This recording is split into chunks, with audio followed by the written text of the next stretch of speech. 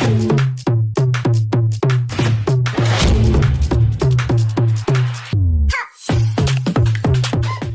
Sir. Sir, सबसे पहले तो वक्त की आवाज़ चैनल और समस्त मीडिया परिवार की ओर से आपको कोटा दशहरा मेला समिति का अध्यक्ष चुने जाने पर हार्दिक शुभकामनाएं और बधाइयाँ। सर, हम आपके उज्जवल भविष्य और स्वस्थ जीवन की कामना करते हैं।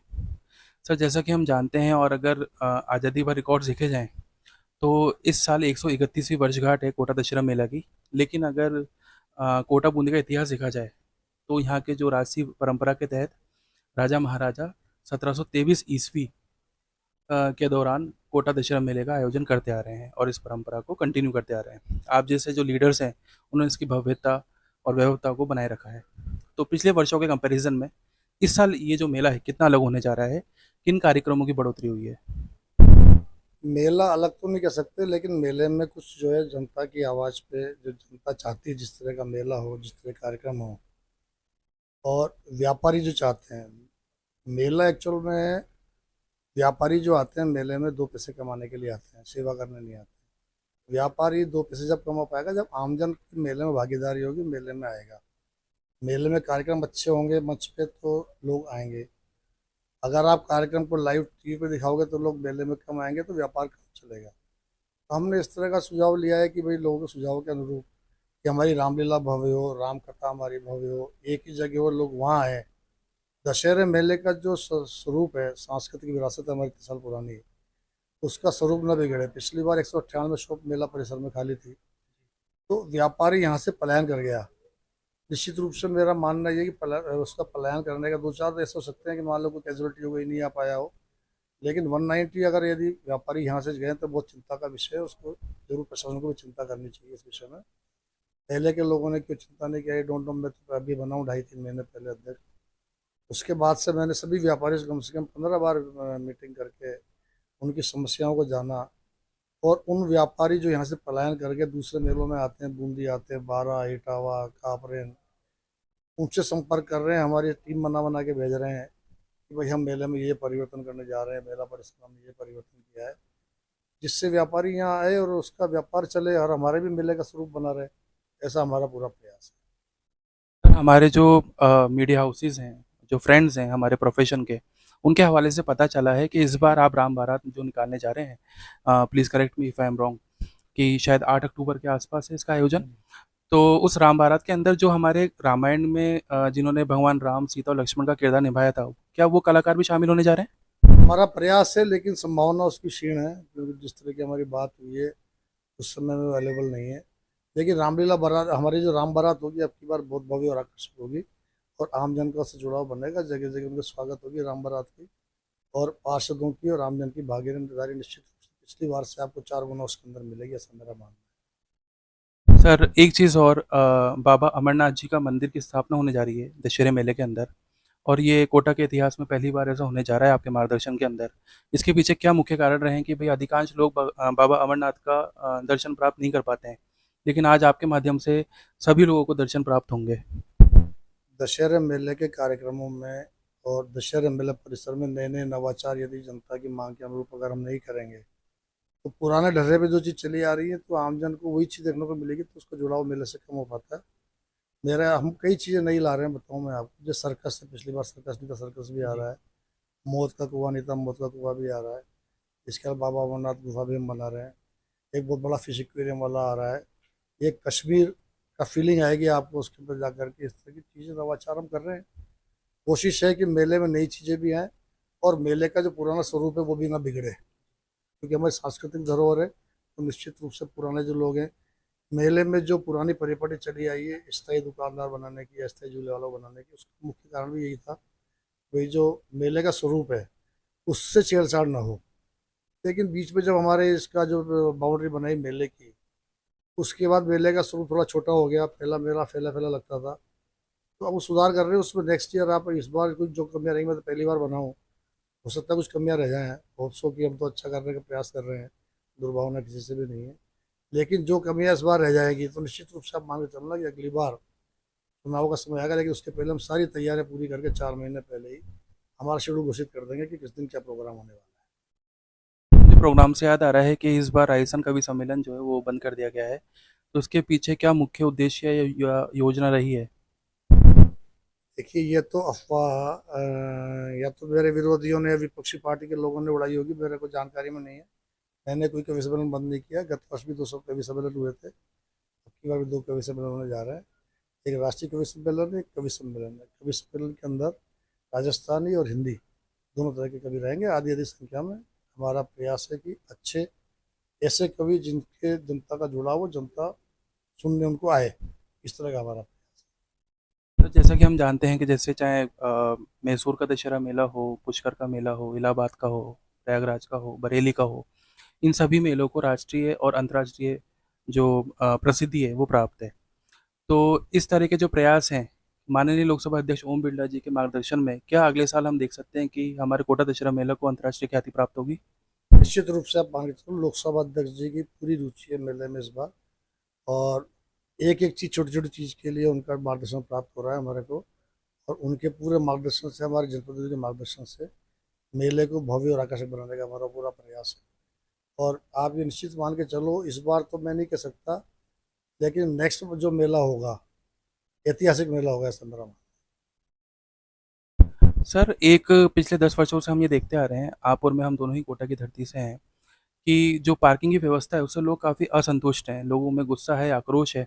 सीईडी के आसपास का जो एरिया है उसमें ट्रैफिक जैम हो जाता है, कई तरह के डाइवर्जन्स आप लोग निकालते हैं। तो उसके लिए क्या आपने पुख्ता इंतजाम किए हैं इस बार? पार्किंग हमने बढ़ाई है, लगभग 500 फोर व्हीलर की पार्किंग हमने जो है नई फेज 2 में डेवलप की है। और हमारा प्रयास है कि जो पीक डेज होते हैं, पीक डेज पर जितनी रश बहुत ज़्यादा होता है, जैसे हमारे रावण दहन का कार्यक्रम है, कवि सम्मेलन कार्यक्रम में, सिने संध्या कार्यक्रम में, पंजाबी कार्यक्रम है, जिसमें लोगों का ज़्यादा जुड़ाव होता है, ज़्यादा आवक होती है। हमारा प्रयास है कि आसपास की प्राइवेट पार्किंग एक आध जो है निगम को उस दिन के लिए मिल जाए, जिससे लोगों को असुविधा न हो, ये हमारा प्रयास है। और हमने आज भी निगम के अधिकारियों से निवेदन किया है कि एक बार जो है आसपास जो प्राइवेट पार्किंग है या हमारी बकरा मंडी की पार्किंग है, हमारी रिक्शा लगाते हैं लोगों को लाने ले जाने के लिए। अब की बार आपको बहुत बदलाव मिलेगा देखने को, निश्चित रूप से मान के चलिए। हमने बच्चे बुजुर्ग सबका ध्यान रखा है मेले में। ऐसा नहीं है कि मतलब जो बुजुर्ग चल नहीं सकता है, कार में बैठ के उसके लिए रिक्शा लगा रहे हैं, शाम को 4 से 8 बजे तक वो मेले में रिक्शा में बैठ के घूम सकते हैं। ये सोच हमारी, हम मेले का बीमा करा रहे हैं। आज तक किसी ने चिंता नहीं की बीमा की, कोई कैजुअलिटी हो जाए कर जाए। हम 20 करोड़ रुपए का बीमा नगर निगम करा रहे हैं, आज हमने फैसला किया है। तो नए नए तरह के नवाचार है, भगवान नहीं करे कैजुअलिटी हो, लेकिन आप जीवन में जब अपना बीमा कराते हैं, खुद का बीमा कराते हैं परिवार की सेफ्टी के लिए, सिक्योरिटी के लिए, तो ये भी हमारा परिवार है जो लोग मेले में आ रहे हैं, हमारी जिम्मेदारी उनके प्रति बन जाती सर, एक मेरा सवाल, जो जिस तरह के क्राइम्स होते हैं कोटा के अंदर, खासकर जब कोटा दशहरा मेला लगता है, तो कुछ 10-1% आपत्तिजनक जो तत्व हैं, वो मेले के अंदर आते हैं और चोरी चकाटी, चेन स्नैचिंग हो गया, किडनैपिंग हो गया, और पिछले 2 साल पहले एक मर्डर भी हुआ था, बहुत ही निर्मम हत्या हुई थी एक युवक की। लेकिन वो कहीं न कहीं मेले की जो चकाचौंध है और शोर के अंदर वो ऐसे अपराध दब जाते हैं। तो इन अपराधों पे अंकुश लगाने के लिए आपके पास क्या योजनाएँ हैं? है। देखो, आप गेहूं खरीद कर लाते हैं तो उसके अंदर भी कंकड़ निकलते हैं। तो जिस तरह के लोग समाज में हैं, सभी तरह के लोग मेले में आते हैं, जेब कतरे भी आते हैं, मनचले भी आते हैं। तो उसकी व्यवस्था हमने प्रशासन से मीटिंग हुई, उसमें हमने इस विषय पे चिंता की है। उसके लिए हम जो कैमरे की संख्या की ओर बढ़ा रहे हैं, गाड़ी चोरी की घटनाएं होती हैं उसके लिए हम पार्किंग में भी कैमरे लगा रहे हैं। हमारा पूरा प्रयास है। और हमारी जो अ, सादी वर्दी में पुलिस की टीम घूमेगी, कांस्टेबल की टीम, महिला टीम घूमेगी, वो निश्चित रूप से उस पर रोकने का पूरा प्रयास करेंगे, ऐसा मेरा मानना है। और हम निजी रूप से न करने के भी, हमारी तरफ से जो हमारे बाउंसर हैं उनको लगाने का प्रयास कर रहे हैं कि बाउंसर को हम मैदान में लगाएं, जिससे इस तरह की घटना किसी के साथ ना हो। ये हमारा पूरा प्रयास सर, जैसे हम जानते हैं कि कोटा के आसपास से करीब 1 लाख लोग डेली कोटा दशहरा मेले का आनंद लेने के लिए आते हैं, देखते हैं। सभी तरह के जो समुदाय हैं, विभिन्न समुदाय हैं, और चाहे ग्रामीण क्षेत्र के लोगों, शहर और जो शहरी क्षेत्र के लोग हैं, वो सब एक साथ मिलके मेला देखते हैं। मेला सब तरह के समुदायों को एक साथ जोड़ने का काम करता है।